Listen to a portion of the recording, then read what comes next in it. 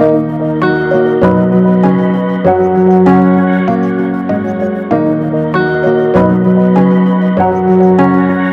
और स्वागत है हमारे मेडिसिन अनमास्क के नए एपिसोड का। आज का टॉपिक बहुत ही रेलेवेंट है और सोचने पे मजबूर करने वाला, principles of antibiotic selection. Antibiotics जो कभी हमारी बीमारी का आसान सॉल्यूशन रखते थे, अब एक कॉम्प्लेक्स इशू बन गया है। एक तरफ नेचर के एक रिसेंट आर्टिकल ने एंटीबायोटिक रेजिस्टेंस के चैलेंजेस को हाईलाइट किया है और दूसरी तरफ द हिंदू न्यूज़पेपर के रिपोर्ट के मुताबिक इरैशनल एंटीबायोटिक यूज की वजह से हमारे माइक्रोबायोम पे बहुत बुरी असर पड़ रही है। एक रिपोर्ट के अनुसार 2050 तक करीबन 30 से 40 lakh death because of antibiotic misuse और एंटीबायोटिक रेजिस्टेंस वर्ल्ड वाइड हो सकती है। इंडिया में आज के समय करीबन 3 से 3.5 लाख डेथ पर साल एंटीबायोटिक एंटीमाइक्रोबियल रेजिस्टेंस के कारण से हो रही है। आज मेरे साथ में दो एक्सपर्ट्स डॉक्टर गीतेश मंगल और डॉक्टर अमित मेहता हैं। हम इस टॉपिक को बड़ा ही सरल रखेंगे और बेसिकली एंटीबायोटिक्स के सिलेक्शन को कैसे आसान बनाया ताकि एंटीबायोटिक सिलेक्शन का जो मैसेज है वो दूर दूर तक जाए और हम इस प्रॉब्लम को उभरने में एक दूसरे की मदद कर सके। तो मेरा पहला क्वेश्चन डॉक्टर गीतेश से, हम जब एंटीबायोटिक्स सेलेक्ट करते हैं तो हम क्या प्रिंसिपल्स हमारे को यूज करने चाहिए एंटीबायोटिक सिलेक्शन के लिए? पहले मैं आपसे पूछूंगा कि जो, क्योंकि आपका एक्सपीरियंस गहन चिकित्सा इकाइयों में काम करने का है, तो वहां क्या बेसिक प्रिंसिपल्स आप अपने रूटीन में यूज करते हैं या आप क्या बताना चाहेंगे आज मेडिसिन अनमास्क के माध्यम से? सबसे पहले तो हमें कोई भी बीमारी का जब कोई पेशेंट अपने सिम्टम्स के संग आता है तो हमें ये उसकी हिस्ट्री, एग्जामिनेशन और जो भी इनिशियल लैब डेटा है ये हम ऑब्टेन करते हैं बेस्ड ऑन इन सिम्टम्स, और उसके हिसाब से हम ये डिसाइड करते हैं कि पेशेंट की पॉसिबल बीमारी क्या हो सकती है। प्रॉब्लम लिस्ट कह लें, उसके बेसिस पे हमें डिफरेंशियल डायग्नोसिस बनाते हैं। उस प्रॉब्लम लिस्ट से हम ये देखते हैं कि ये बीमारी इन्फेक्टिव है या नॉन इन्फेक्टिव है। सो जो भी इन्फेक्टिव बीमारियां हैं उसमें पॉसिबली एंटीबायोटिक्स का रोल आता है। बहुत बार होता है कि नॉन इन्फेक्टिव बीमारियों में पेशेंट बहुत ज्यादा सिक होता है, उसमें भी लोग एंटीबायोटिक यूज करते हैं। सेल्फ एप्लीकेशन भी होता है जब पेशेंट्स घर पे होते हैं, जैसे आजकल फ्लू का सीजन है, डेंगू में हमने देखा बहुत कॉमनली लोग एंटीबायोटिक्स यूज करते हैं। तो पहली चीज तो हमें इन्फेक्टिव नॉन इन्फेक्टिव को अलग करना है पेशेंट्स को। फिर इन्फेक्टिव पेशेंट्स में हमें ये समझना है कि what is the type of infection and what is the site of infection. तो साइट ऑफ इन्फेक्शन जैसे निमोनिया है, लंग का इन्फेक्शन है, यूरिन का इन्फेक्शन है, ब्रेन का इन्फेक्शन है, पेट का इन्फेक्शन है, तो ये हमें हिस्ट्री और एग्जामिनेशन से पता लगे। और फिर जब हम साइट पता कर लिया तो what are the possible organism जो ये इन्फेक्शन कॉज करते हैं, कि भाई वो वायरस है, बैक्टीरिया है, ट्यूबरकुलोसिस है, फंगल इन्फेक्शन है। बैक्टीरिया है तो कौन सा इन्फेक्शन है, कम्युनिटी एक्वायर्ड है या पॉसिबली ड्रग रेजिस्टेंट बैक्टीरिया हो सकता है, उसकी हमारे पास कुछ रिस्क फैक्टर्स होते हैं। ये सारी चीजें हमें असेस करनी है। तो ये हम अपनी हिस्ट्री, एग्जामिनेशन और बेसिक लैब पैरामीटर से हम असेस कर सकते हैं। सो मेरा दूसरा क्वेश्चन डॉक्टर अमित से है। सो डॉक्टर अमित, ये सारी सुविधाएं, सपोज लैब की और माइक्रोबायोलॉजी की कुछ बातें कर रहे हैं, ये सारी सुविधाएं जरूरी नहीं है कि सारे हेल्थ केयर प्रोवाइडर्स के पास में हो। तो जो हमारे कोलीग्स हैं, फ्रेंड्स हैं जो आज रूरल एरियाज में काम कर रहे हैं, उनके लिए क्या प्रिंसिपल्स हो ताकि वो इमरजेंसीज में या ओपीडी में एंटीबायोटिक सिलेक्शन के बारे में क्या चीजें हैं जो ध्यान रखें? Thank you sir. जैसा कि आपने बोला कि क्या क्या प्रिंसिपल हमें ध्यान रखने होते हैं रूरल एरियाज में, तो अब इसमें सबसे इंपॉर्टेंट ये होता है कि मिसयूज ऑफ एंटीबायोटिक। तो मिसयूज जो टर्म होती है, जैसे जनरली हमें लगेगा मिसयूज जो हो रहा है एंटीबायोटिक का, वो बहुत ज्यादा हेल्थ केयर प्रोफेशनल ही कर रहे हैं। अब और आफ्टर जैसे कोविड के बाद में हमने देखा है तो मिसयूज एंटीबायोटिक का बहुत बढ़ गया है। तो ऑलमोस्ट मतलब ये था कि कोविड में 7% ऑफ इंडिविजुअल थे जिनको इन्फेक्शन होते थे, पर 84% लोगों को दवाइयां चली एंटीबायोटिक। तो अब अगर हम रिमोट लोकेशन की बात करेंगे, अगर हम रिमोट लोकेशन में आते हैं तो एक स्पेक्ट्रम होता है बेसिकली एंटीबायोटिक का, कि हमें जनरली कोई पेशेंट आ जाता है, अब या तो सीवियरली इल है या नॉर्मल पेशेंट है। तो नॉर्मल पेशेंट है, नॉर्मल जैसे अगर फ्लू वाली बीमारी है जो वायरल इन्फेक्शन कॉमन है, तो उसमें हमें एंटीबायोटिक की जरूरत नहीं है ज्यादा। तो हमें सिम्टम्स पहले सिम्टम्स पूछने हैं उससे कि क्या तकलीफ हुई है आपको, वो सब हमें पढ़ना है। उसके बाद में हम असेस करेंगे कोई कोमॉर्बिडिटी है उसको या कोई इम्यूनो कॉम्प्रोमाइज्ड वाली कंडीशन है, तो उसको हमें देखना है कि ये है। और उसके बाद में हमें एक ब्रॉड स्पेक्ट्रम, अगर एंटीबायोटिक की नीड लग रही है हमें, तो हम एक ब्रॉड स्पेक्ट्रम शुरू करते हैं। सो एक नया कॉन्सेप्ट जो डॉक्टर अमित ने अभी हमारे से डिस्कस किया, सो स्पेक्ट्रम ऑफ एंटीबायोटिक। तो डॉक्टर गीतेश, आजकल हम अखबारों में भी पढ़ते हैं कि भारत या पूरा विश्व कुछ नई ब्रॉड स्पेक्ट्रम एंटीबायोटिक की खोज में लगा हुआ। सो हम एंटीबायोटिक के स्पेक्ट्रम से क्या समझते हैं? What is a spectrum of antibiotic and what is a broad spectrum antibiotic? Sir bacteria के हम स्ट्रक्चर की बात करें तो बैक्टीरिया को स्ट्रक्चर के तौर पे दो तरीके से डिवाइड किया गया है जो माइक्रोबायोलॉजी में पढ़ते हैं, ग्राम पॉजिटिव बैक्टीरिया और ग्राम नेगेटिव बैक्टीरिया। इनमें जो उसकी बैक्टीरिया की कोशिकाएं होती हैं उसकी जो सेल वॉल की संरचना में फर्क होता है, जिसके कारण वो माइक्रोबायोलॉजी में अलग तरीके से दिखता है। सो इसमें जो एंटीबायोटिक्स बहुत सारी क्लास के बैक्टीरिया को कवर करती है, ग्राम पॉजिटिव को भी कवर करती है, ग्राम नेगेटिव को भी कवर करती है, उसको हम बोलते हैं ब्रॉड स्पेक्ट्रम एंटीबायोटिक्स। मतलब ये बहुत तरीके के बैक्टीरिया पे काम करती है, आसान भाषा में इसको समझे तो। और जो नैरो स्पेक्ट्रम होती है वो होती है कि ये टारगेटेड एक क्लास के बैक्टीरिया पे ही काम करेंगी, एक तरह के बैक्टीरिया पे ही काम करेंगी।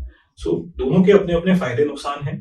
ब्रॉड स्पेक्ट्रम एंटीबायोटिक का फायदा ये है कि ये हमें बहुत सारे पॉसिबल बैक्टीरिया को कवर करती है और इसकी बहुत सारी तरह की बीमारियों में, जैसे डॉक्टर अमित ने कहा कि शुरुआती में जब हमें पास डेटा नहीं है कि क्या बैक्टीरिया है, तो ये हमारे लिए शुरुआती दौर में इलाज में मददगार होती है।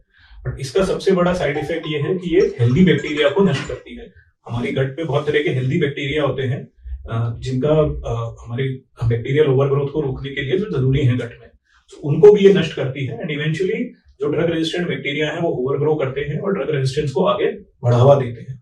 इसलिए ब्रॉड स्पेक्ट्रम एंटीबायोटिक को हमें सोच समझ के यूज करना चाहिए। अगर हम यूज कर भी रहे तो इनके यूज को जल्दी से जल्दी टारगेटेड थेरेपी या नैरो स्पेक्ट्रम एंटीबायोटिक में कन्वर्ट कर देना चाहिए एज सून एज की हम पेशेंट की डायग्नोसिस क्लियर हो जाए और उसके माइक्रोबायोलॉजिकल डेटा अवेलेबल हो जाए।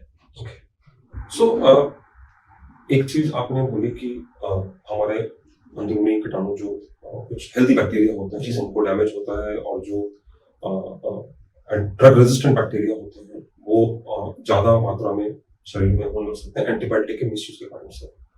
तो इन दोनों में अखबारों में, न्यूज में, हमारे मेडिकल वर्ल्ड में जैसे एक एनडीएम के बारे में बात होती है, ऐसे बहुत सारे जिनको हम सुपर बग्स बोलते हैं। तो डॉक्टर अमित, मैं आपसे समझना चाहूंगा कि ये सुपर बग्स क्या है, ये क्यों डेवलप हुए, and what can we do to prevent their sudden exponential rise in our health care facilities. जैसा कि सुपर बग्स होते हैं, ये बेसिकली वो बग होते हैं जिसके लिए मतलब ज्यादातर एंटीबायोटिक काम नहीं करती है, तो ये रेजिस्टेंट होते हैं सेट ऑफ एंटीबायोटिक से। तो अब आपका दूसरा प्रश्न था कि कैसे ये डेवलप हुआ, तो इसके भी मतलब बहुत सारे कारण है। जैसे सबसे पहला कारण है ओवर यूज ऑफ एंटीबायोटिक, ये ओवर यूज हुई इस कारण से डेवलप हुए। फिर होते हैं मिस यूज ऑफ एंटीबायोटिक, ये एंटीबायोटिक का उसके कारण डेवलप हुए। फिर तीसरा, जैसे हम देखते हैं एनिमल्स व एग्रीकल्चर में एंटीबायोटिक बहुत यूज होती है, तो उसके कारण वो ह्यूमन चेन में रेजिस्टेंस हुई। और चौथा होता है इन्फेक्शन कंट्रोल प्रैक्टिसेस, जो हेल्थ केयर एनवायरनमेंट में बहुत इंपॉर्टेंट है। तो अगर प्रॉपर इन्फेक्शन कंट्रोल प्रैक्टिसेस अगर नहीं रहेगी तो ये सुपर बग डेवलप होंगे, और ये हो ही रहे हैं हमारे साथ में। और अब हम करें क्या इनके लिए इनसे, तो सुपर बग के लिए अब हम करते हैं कि अब हमें सबसे इंपॉर्टेंट है कि एंटीबायोटिक का सिलेक्शन है वो प्रॉपर होना चाहिए। उसके लिए बेसिकली जो WHO इन्होंने एंटीबायोटिक स्टीवर्डशिप बनाई है, एक तरह से कि कुछ गाइडलाइंस और सेट ऑफ प्रोटोकॉल्स बनाए हैं सबने कि किस तरह से एंटीबायोटिक यूज होनी चाहिए। तो पहला तो ये है कि हम उस तरह से यूज करें एंटीबायोटिक। और दूसरा इंपॉर्टेंट मैसेज है कि उनको लोगों तक पहुंचाने के लिए एजुकेशन एंड ट्रेनिंग इंपॉर्टेंट है, कि डॉक्टर्स को, इवन हेल्थ केयर प्रोफेशनल और पेशेंट को भी पता रहना चाहिए कि ये एंटीबायोटिक है, इसके क्या साइड इफेक्ट होते हैं। तो इस तरह से हम इस चीज से आगे बढ़ सकते हैं। So thank you. सो हमने एक नया कॉन्सेप्ट फिर से डिस्कस किया, antimicrobial stewardship. So, in my medical knowledge, antimicrobial stewardship has been in vogue for a long time. But कहीं ना कहीं इसको हम implement अपनी health care practice में जिस intensity से implement होना था वो नहीं कर रहे। So, what do you think are the basic principles if somebody wants to start antimicrobial stewardship in their practice, in their healthcare facility? उन लोगों को क्या कुछ चीजों का ध्यान रखते हुए इस एंटीमाइक्रोबियल स्टीवर्डशिप की जर्नी पे चालू हो? इंडिविजुअल अप्रोच नहीं है, एक जने की प्रैक्टिस नहीं है, पूरे ऑर्गेनाइजेशन को, इंस्टीट्यूशन को एक साथ अपनी प्रैक्टिस बदलनी पड़ेगी, उनको सबको अलाइन होना पड़ेगा। तो इसमें फिजिशियंस या डॉक्टर्स इंपॉर्टेंट हैं, माइक्रोबायोलॉजिस्ट इंपॉर्टेंट है, हॉस्पिटल एडमिनिस्ट्रेशन जो सैनिटेशन देखते हैं वो लोग इंपॉर्टेंट हैं। बिकॉज जैसे डॉक्टर अमित ने भी पॉइंट आउट किया, infection prevention is a very important part of antimicrobial stewardship program. Second जो इसमें इंपॉर्टेंट चीज है, अगर हम किसी ऑर्गेनाइजेशन में एंटीबायोटिक स्टीवर्डशिप स्टार्ट करना चाहते हैं, so we should have our own antibiogram. So जो हमने डेटा की बात करी कि हमारे पास कौन सी एंटीबायोटिक यूज करनी है, सो वी शुड नो कि हमारे पास किस तरह के बैक्टीरिया आते हैं, हमारे पास यूरिन इन्फेक्शन में किस तरह के बैक्टीरिया आते हैं, हमें उनके लिए उनमें किस तरह की दवाइयों से वो सेंसिटिव हैं, तब हम एम्पेरिकली अपनी एंटीबायोटिक सही सेलेक्ट कर पाएंगे। हमें अननेसेसरली बहुत ज्यादा दवाइयां, मल्टीपल एंटीबायोटिक्स या ब्रॉड स्पेक्ट्रम एंटीबायोटिक्स नहीं दे पाएंगे। So first two steps are good infection control methods, good team work, followed by develop your own antibiogram, regular meetings हो जिसमें हमारे एंटीबायोग्राम प्रेजेंट हो, डिस्कस हो, एवरीबॉडी जो भी एंटीबायोटिक लिख रहा है उसको वो पता हो कि हमारे हॉस्पिटल में, हमारे एरिया में क्या एंटीबायोटिक्स, क्या किस तरह के ऑर्गेनिजम्स और क्या सेंसिटिविटी आ रही है। इसके बाद नेक्स्ट डॉक्टर अमित ने कहा कि internal teaching, training and education, that is very important कि हम लोग सब जो इवन जो जूनियर डॉक्टर्स हैं और सीनियर डॉक्टर्स हैं वो सब एक पेज पे हो ताकि उनकी प्रैक्टिस यूनिफॉर्म रहे। And then the next things are regular audits. तो जो हमारा इंटरनल डेटा है उसको ऑडिट करना बहुत जरूरी है कि हम किन पेशेंट्स में हम मल्टीपल एंटीबायोटिक्स यूज कर रहे हैं या ज्यादा एंटीबायोटिक्स देनी पड़ रही हैं, तो क्यों देनी पड़ रही है, उन पेशेंट्स की प्रोफाइल क्या है।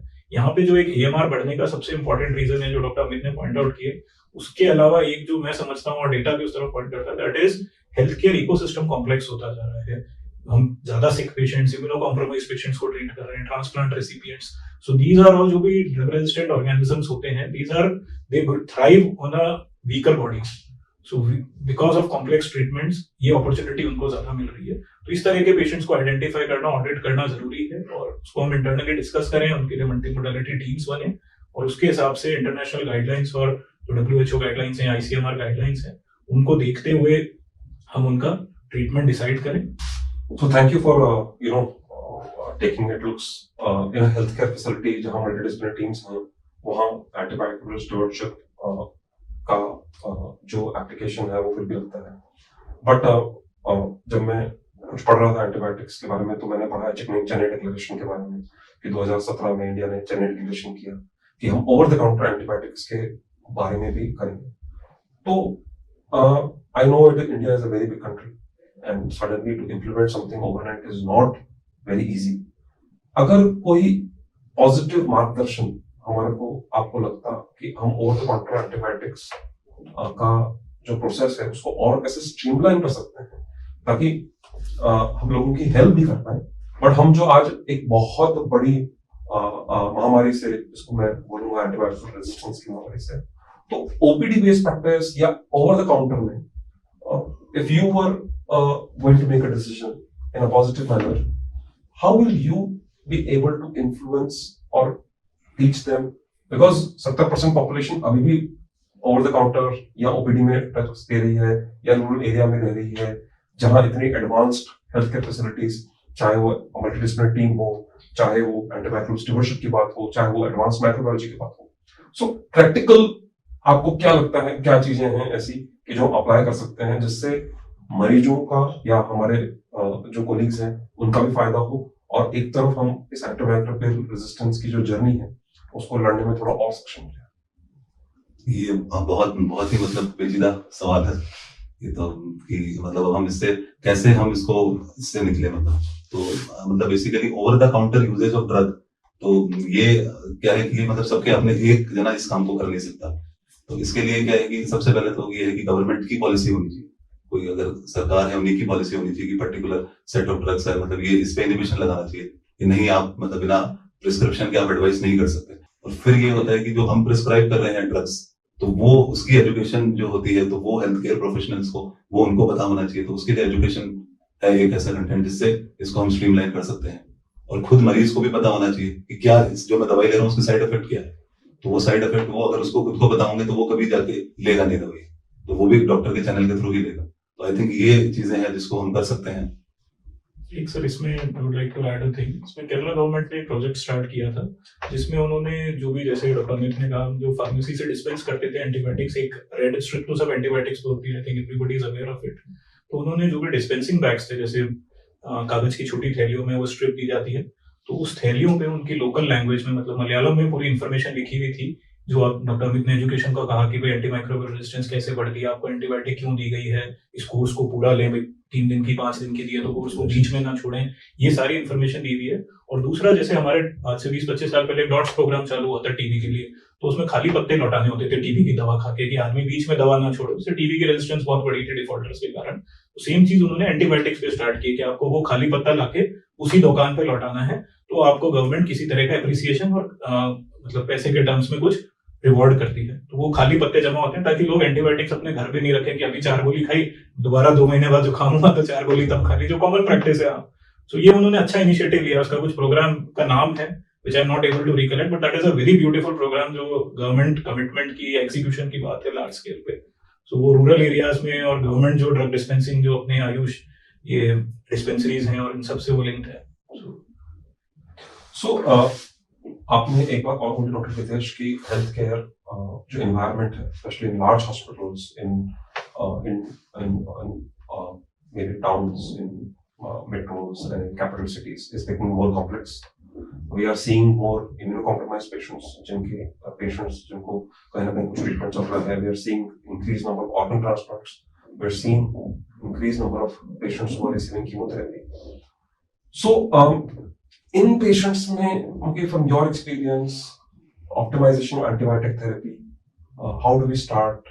क्या आप इनको इन पेशेंट्स को भी बाकी पेशेंट्स जो इंटेंसिव केयर में होते हैं या जो इमरजेंसी में आते हैं उन्हीं की तरह ट्रीट करते हैं या आप इनको डिफरेंटली ट्रीट करते हैं? सर इसमें सबसे इम्पोर्टेंट रोल जो है एक तो इनमें हमें initially we have to cover all the drug resistant organisms. जब भी हम एंटीबायोटिक थेरेपी की बात करते हैं the first and the most important thing is efficacy. हमें मरीज की जान बचानी है। सो हम कभी भी बाकी सब चीजें उसके बाद आती हैं, टॉक्सिसिटी, ड्रग रेजिस्टेंस, वो सब हमें नैरो स्पेक्ट्रम, बट सबसे पहले एफिकेसी। तो हमें मरीज की जान बचाने के लिए अगर कोई लाइफ थ्रेटनिंग इन्फेक्शन के साथ आया है तो इम्यूनोकॉम्प्रोमाइज पेशेंट में हमें broad spectrum and highly efficacious दवाइयां देनी है जो ऑल पॉसिबल ऑर्गेनिजम्स को कवर करती हो। इसके बाद सेकंड स्टेप पे we need advanced and robust diagnostic services. हमें उसके सारे सैंपल्स को, जो भी पॉसिबल इन्फेक्शियस सैंपल्स हैं उनको हमें एडवांस डायग्नोस्टिक्स मतलब उस तरह के टेस्ट जो एडवांस टेस्ट होते हैं पीसीआर बेस्ड एसेज या वो जिससे हमें जल्दी से जल्दी रिजल्ट मिले कुछ घंटों में या मैक्सिमम 24 घंटे में। जो कन्वेंशनल कल्चर्स हैं वो 3 to 5 डेज में आते हैं, बट पीसीआर बेस्ड एसेज हमें यही रिजल्ट कुछ घंटों में या मैक्सिमम 24 घंटे में रिजल्ट दे देते हैं। तो फिर हम वो टारगेटेड थेरेपी पे जा सकते हैं जो हमने बात की कि हम जो ऑर्गेनिज्म फाइंड हुआ है उस पे हम टारगेटेड थेरेपी पे जाए so that we can reduce the use of antibiotics and at the same time we do not compromise the efficacy and the treatment of the patient. So और कोई special precautions? तो obviously ये लोग बहुत सारे लोग आज हमारे अस्पतालों से ठीक होके अपने घरों पे एक नॉर्मल जीवन जीना चाहते हैं, बट इनको कुछ ना कुछ ट्रीटमेंट कंटिन्यू होता है। तो in their normal life what is a few things that they should look out for? इनको क्या ध्यान रखने की चीज है? जैसे किसी का ऑर्गन ट्रांसप्लांट हुआ है या किसी को कीमोथेरेपी लग रही है या किसी कोई इलनेस से रिकवर कर रहा है, so what are the things that they should keep in mind at home या इनके घर वालों को क्या ध्यान रखना चाहिए? डेफिनेटली सर, ये सेट ऑफ पेशेंट वैसे डिफरेंट होते हैं। तो बेसिकली सबसे पहले तो इनको खुद को इन्फेक्शन ना हो उसका ध्यान रखना होता है। तो आप सबसे पहले मास्क जैसे यूज करते हैं तो उसको यूज करते हैं ये लोग ताकि इनको दूसरे से इन्फेक्शन ना लगे, तो वो एक इंपॉर्टेंट है। दूसरा आता है इनकी डाइट का। तो डाइट यानी न्यूट्रिशन, तो इनकी भी कुछ न्यूट्रिशन स्पेसिफिक डाइट होती है। तो जब भी हॉस्पिटल से डिस्चार्ज होते हैं तो डाइटिशियन पर्टिकुलर डाइट चार्ट आपको देते हैं, तो उसी को ही ये फॉलो करें। तो जो इम्यूनोकॉम्प्रोमाइज्ड डाइट होती है तो उस पर ही ये फोकस करें। अपने से मतलब डाइट हर चीज ये नहीं ले सकते, तो उन चीजों का इनको ध्यान रखना होता है। और कोई भी जैसे इनके जो इम्यूनोसप्रेसिव मेडिकेशन चलती है तो ऐसी कोई भी मेडिकेशन ये ना ले, क्योंकि बहुत सारे इंटरेक्शंस होते हैं। तो कोई साइड इफेक्ट दूसरी उनका इंटरेक्शन हो जाए तो वो दूसरे साइड इफेक्ट में तब्दील हो जाए, तो उसका ध्यान रखना है। कोई भी दवाई इस तरह से ना ले। तो आई थिंक ये 3-4 चीजें जो है इनको ध्यान रखनी होती है। So thank you very much doctor Hitesh, doctor Amit.